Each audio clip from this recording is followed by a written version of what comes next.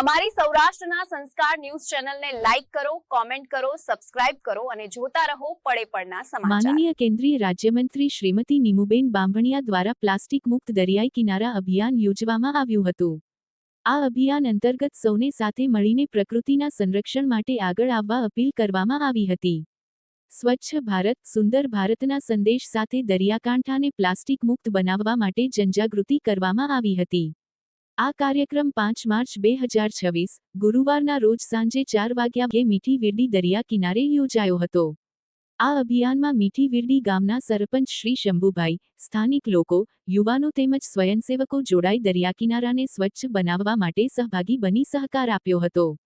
પ્રકૃતિ અને પર્યાવરણના સંરક્ષણ માટે સૌ આગળ આવે તે આ અભિયાનનો ઉદ્દેશ છે। સૌરાષ્ટ્રની ઓળખ જ સત્યની સાથે જ। સૌરાષ્ટ્રના સંસ્કારો ન્યૂઝ।